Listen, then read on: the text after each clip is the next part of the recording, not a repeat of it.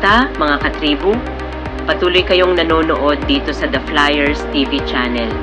Katribu mo, salamat sa inyong mga likes, shares at comments, lalong higit sa pag-subscribe sa amin.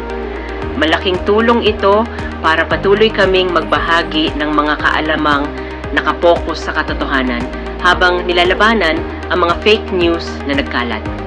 Muli nating tandaan na huwag basta-basta maniniwala sa mga balita o kwento sa social media.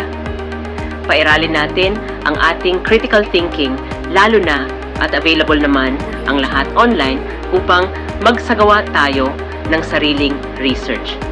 Mga katribu, iwasan ang maging bias, panatiko o loyalista.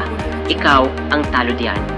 At sa ating kwento, narito ang maiinit na trending news stories ngayon.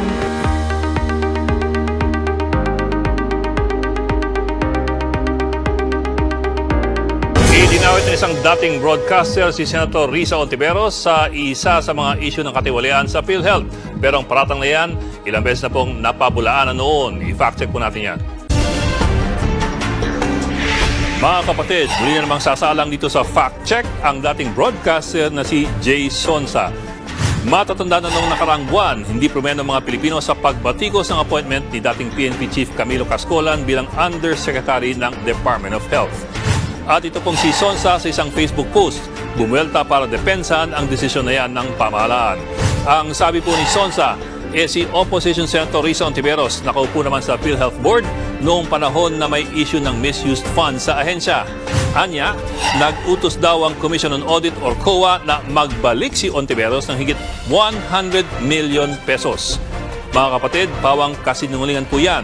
Napatunayan po natin dito sa Facts First PH na hindi po totoong may ganyang utos ang COA sa senador.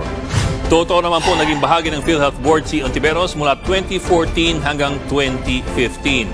Pero wala pong COA report na nagsasabing kasama si Hontiveros sa mga katiwalian. Kinumpirma rin po yan ng mismong opisyal ng PhilHealth na si Ray Balenya. Ang sabi po ni Balenya, hindi dawit si Hontiveros sa naturang issue. Katunayan, ilang taon na pong binabato ang fake news na ito sa senadora at ilang ulit na po itong pinabulaanan ng iba't ibang journalists at mga fact-checkers.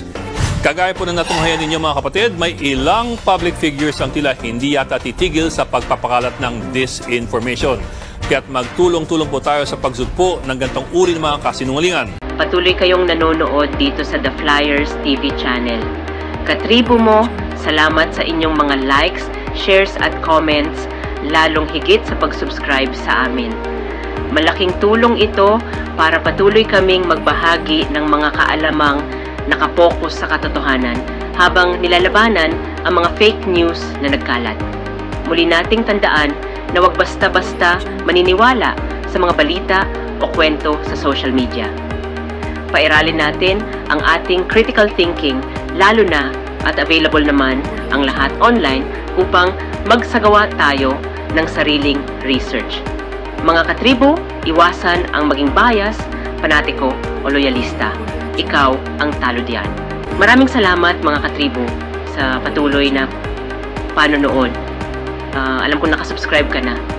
Hayaan mong iwanan ko sa inyo ang mga salitang inihabilin ni Jesus sa ating inang simbahan upang manatili ka sa pananampalataya.